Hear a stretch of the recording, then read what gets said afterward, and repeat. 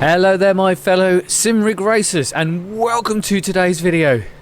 What a lovely little surprise we got from KW Studios as they have just released the new WTCR 2021 car pack for RaceRoom Racing Experience. So I had to dive straight in, get on and get racing, and boy did I enjoy myself. So come and join me after the intro out on track and we'll have a little chat about both these new touring cars and RaceRoom Racing Experience. Here we are, tin top fans, in the new 2021 WTCR cars by KW Studios, as they are now called, for RaceRoom Racing Experience. I'm lining up at the back of the grid for a 10-minute blast around the Hungaroring. Still there. As we find out just what these new touring cars for RaceRoom are all about. Still there. So as always, you can buy the cars individually or, as I have done, as a complete pack, and you get the Hyundai Elantra, Honda Civic, you get the Cupra Leon, the 2021 Audi LMS, which is currently my favourite under initial testing of the bunch. And they've also included the wildcard entry, which is the Lada Vesta, I believe. So let's just get this first lap out the way. We are running up against the AI set to adaptive, which is my preferred way of racing against the AI in RaceRoom. I really do think once you've put the effort in and done a few races, how closely RaceRoom is able to match the AI to your speed, skill and ability is really uncanny. Now at the moment I've only done a handful of races, so I've not really got a big data set for the title to work with. Right side's clear. But I tell you what, this AI is pretty robust, and they really do mimic a real touring car field. They get their elbows out, they'll come back at you, they'll block you. Oh, down to turn one. What a bit of braking.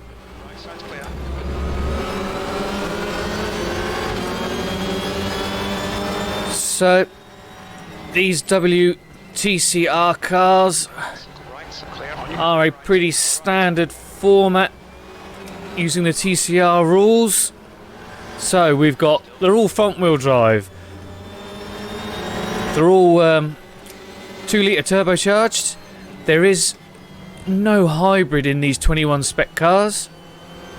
That's starting to creep into some series for 2022, especially the new BTCC series. Car left. They do have launch control, which does make getting off the line a little bit easier. But apart from that, woohoo! Still there. It's really all down to your controls, your input, your driving style.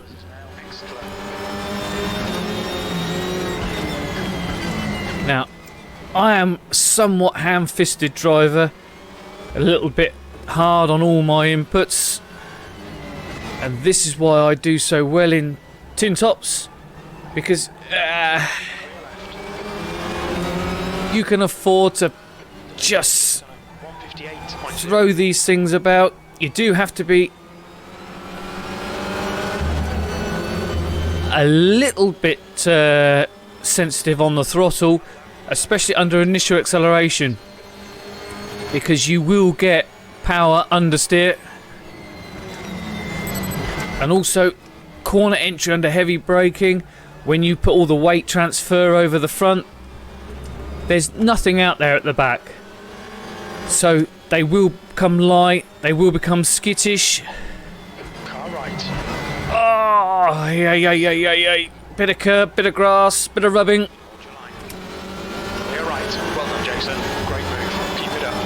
But RaceRoom have really, this sim title is just made for us touring car fans. It really is. We've got classic content, we've got bang up to date modern content, and everything in between. Don't think about the lap times. Just hit each and every apex. Your rear tyres. It is my go-to title for in top racing. Clear left. And we're going to hang that AI out to dry over the curbs. Come on. You're a bit slow, this chap. And they have absolutely nailed how a touring car should feel, how it should handle. So we've got the power understeer.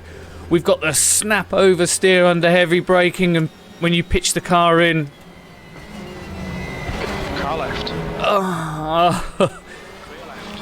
You can ride the curbs, you can abuse the track limits. Clear left. Oh, look at that, too wide. He's still there. It was too deep on the brakes. Left side. Allowed the AI to get back up on me. Oh, he's pinching me. He's still there. I had a better exit. He could just take the lock off a little bit earlier, get the power down. Left side. We've got him this time, though. Still there. We're going to throw it in. But like I say, you can, with the way that these cars, a little bit higher ride height, softer, more compliant suspension, you can really hammer the curbs with them. Use all the track and then some.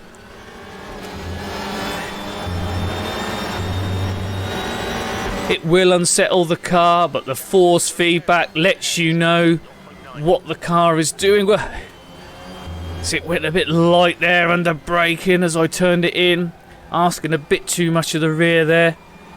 But immediately I felt it through the wheel and I was able to correct it, put it right, save the car.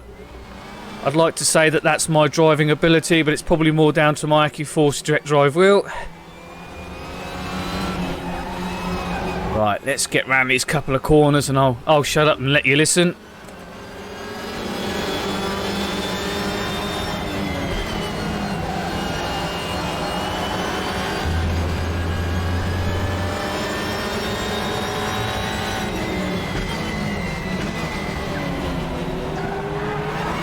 Who doesn't love the sound of a little 4-pot motor screaming its head off? Oh. Left side. Clear left. You know, RaceRoom have always been well known for their sounds, because it's not just the engine and exhaust note. You get that transmission whine, and also they've modelled a bit of flex in the transmission, so you do get a little bit of tramp, and you can hear it. So not only can you feel it when the cars are braking traction, you hear it. You go offline, all the gravel, the marbles, the pickup, you can hear it banging about on the inner wheel arches, and it gently fades off as your tyres clean up. It's the little subtle touches that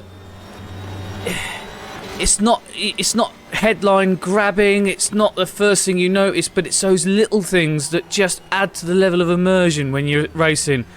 And for me, that's what I want out of my sim racing. I want to be fully immersed in this virtual world. The looks, the sounds, you know, they all matter.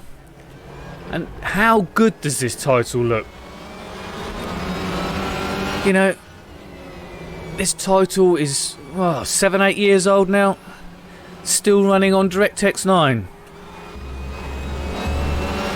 But the dev team at KW Studios, they know this engine inside out. They know how to optimize it. They know how to squeeze every last little graphical nicety out of it and still keep the frame rates up. Car left. Now, I recently did a new PC build, so I'm now rocking a Ryzen 7 5800X along with a 3080 Ti. Hold your line. Clear left. So I do have the eye candy turned all the way up to 11, and I've got to say it's beautifully crisp, clean, Last lap. well modelled, and the cars look fantastic with the level of detail. Oh, I think I've gone a bit too deep. Oh no. And you know, the way the light casts and the shadow, it really gives them a real sense of being, a real sense of depth, you know. You just look at the cars, they look 3D, they look, you know, real. Really, you got to take your hands off to these developers. They really are producing some amazing content for us to enjoy. Still there. Now, I am going to be producing some more content. I'm too excited to talk around these new WTCR cars. Namely, I'm going to do a Battle of the Sims, because we now have the Hyundai Elantra in RaceRoom, and of course we've already got it in iRacing, so I'm going to do a little bit of a head-to-head there. But I shall leave a link to the RaceRoom store in the description. But if you love tin tops, you want to drive the latest and the greatest, get yourself these cars. You will not be disappointed. This is just like a first look, initial impressions, and straight out the box, they have got the smile factor. They look good, they sound good. We've got the handling characteristics that you expect from a front wheel drive tin top in this modern era. They've got all the cars, all the teams, all the liveries, and I did check. 157.1. Good lap. That's your quickest so far. Oh, love it, just throwing it down in there. Of course, if you want to know who's chatting away in my ear hole, that is Jim from Crew Chief. I have made a video about that, so I'll leave a link to it for you. And I am running the Otter HUD, which gives me, you know, a far nicer timings relative, and the radar, which is what I use when I'm not racing in VR. Another thing that this title supports, and supports well, is VR in the DirectX 9 title. We were all told it couldn't be done. These guys found a way. Hold your line. Oh, one of those curbs. Oh, I love the force feedback in this game. Since they did that big build and they just threw out the old force feedback and brought in a new data and physics-based model, it's been... Oh, mashed the throttle. Threw it in, way too much speed. Rear end starting to go.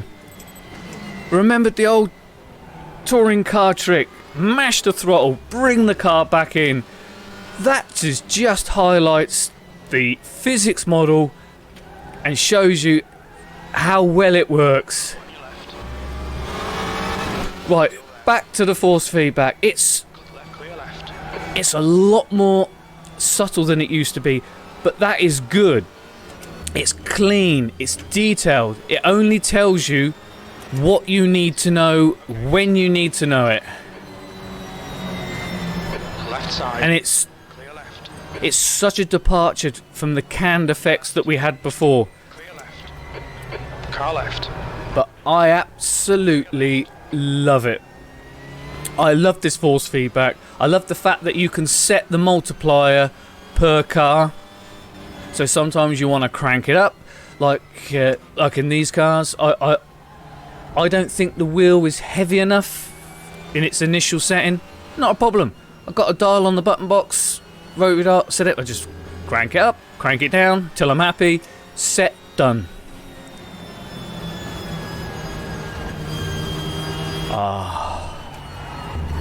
Do you know what? I was not expecting that when I woke up this morning. I knew RaceRoom had some touring cars coming soon. But what a way to celebrate a Tuesday. Thank you guys at RaceRoom. Loved it. Brilliant, brilliant, brilliant. Right. Well, all the links to the various bits of software I'm using will be in the description. I'll leave a link to the store so you can purchase these cars. And don't forget, give us a like, give us a sub, and coming up on the end screen, there's a video here, and I'm going to tell you which car I think is the ultimate touring car in RaceRoom. Watch it, check it out. Let me know if you agree or not. In the meantime, thank you for watching. Hope you enjoyed it.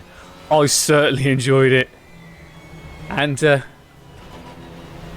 wish you all happy sim racing. I'll see you again soon. Bye bye.